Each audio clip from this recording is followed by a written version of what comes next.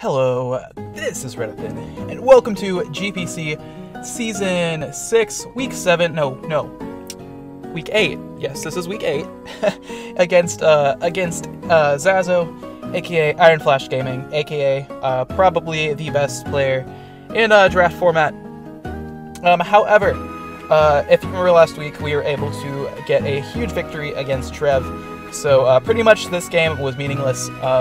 I was already in by the time we were doing this battle, so we're making the playoffs. Tynamos are in the playoffs. We can breathe easy. First time this as the Tynamos we're making the playoffs. It's pretty exciting. But and of course he's already clinched the top seed. So this game had really no consequence whatsoever. So we were just kind of like whatever with this battle. So I'll make this brief. Basically, I was bringing semi-memes, and of course, I have to bring Celesteela this week and next week with the running a Z Crystal because I have to get my 4 uses in, and I've only used 2, which I use with Infinite. But of course, I transferred that over to Shaman, which I didn't use at all, and then finally I'm transferred over to Celesteela, so I have to use it with Celesteela. So it's like, okay, let's see what I can do with this. So I decided to give it the ground EMZ.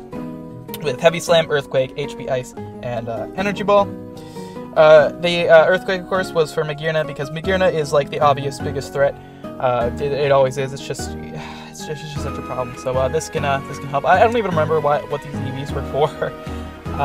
Then we got an HP Ice for the Lando, and then Heavy Slam and Energy Ball for everything else. So yeah, it's just some nice little stuff there. And if you see here, I have 0 IVs, and that's because I was actually running Trick Room on Chimecho. Yay, I'm actually using Chimecho. And this was a Trick Room, Yawn, Psychic, Healing Wish, Focus Sash. Mainly this thing only was there just a Trick Room, and then Healing Wish into Celesteela. Just for, I mean, really anything else if I needed to, but mainly just for Celesteela. And then I guess Trick Room really just destroyed him. If you look at what he has, the Psychic was just because it hits everything for the most part. Not the Greninja, but who cares? That doesn't matter. And then we got the Yawn, and the Yawn was just there just in case he tries to set up with Magearna, because of course this thing can't touch Magearna, so that would keep it from becoming just a bad time. Next up we have Rufus the Stunfisk. And this is max special attack, max HP, Earth Power Discharge, HP I Stealth Rock, running the Sugar Berry, and this was mainly because Lando, is pretty much this thing's switch-in, so Lando does not want to take an HP Ice from a Stunfisk, and then of course he can live because of the Sugar Berry. So yeah, it was just kind of to bait the Lando again. And then the Earth Power was mainly for Magearna because it hurts Magearna pretty good, and then this charge hits pretty much everything else. And then I just got Stealth Rock because, why not? I really didn't have anything else to put on there. I almost put a T-Wave just for the Latios, but I don't know, I figured Stealth Rock would be more important. Next up we have actually Special Zard X is running Tailwind with Fire Blast, Dragon Pulse, HP Ice. Again, HP Ice for Lando, and then Fire Blast and Dragon Pulse, just dual stabs, hits everything on his team, which is pretty nice. And then the Tailwind actually, yeah, it's a Trick Room Tailwind too, because and it's just kind of the stuff that outspeeds this thing before the Tailwind. If I have Trick Room up, it's all Gucci. If not, I can set up the Tailwind, and then it's still all Gucci. So yeah, it's all nice and fine. This actually did beat him pretty well, because he didn't really have much for Zard at all. Next up is Scarf Tapu Fini, Hydro Pump, Moonblast, Ice Beam, HP Fire. Hydro Pump, Moonblast, Ice Beam because that hits everything, and then HP Fire just in case he brought the Mega Obama, because I didn't really have much for to switch in on Mega Obama Snow, so yeah, the HP Fire was there just for that. So Scarf because he really just doesn't have any switch-ins to Fini. Like, Fini actually is pretty nice in this matchup. And then finally we have Based Rob, and this is physically defensive with a lot of speed investment, so I can outspeed Jolly, max speed Diggersby. It's got Seed Flare, Earth Power, HP Fire, Synthesis. This is pretty much my Diggersby switch-in because I expected him to run something to at least hit Celesteela. So yeah, so alright, that's the team. Let's go right into the battle here. Let's not waste time. Actually, hold on. Let me me switch side. No, wait, that's not, no, how do I, there we go. Okay, so he starts out with Latios, I had with Fini. I figured he was either going to lead with the Greninja, the Landorus, or the Latios, all of which do not appreciate Fini. Like, literally the only thing on his team that doesn't get hit super effectively by Fairy or Water is Magearna, so, yeah, so Fini really nice in this matchup. So I'm just going to go for the Moonblast here, as he actually is a Roselli Berry, so that kind of caught me off guard a bit. I do drop the special attack, so a Thunderbolt will not do that much, so I can free to just stay in.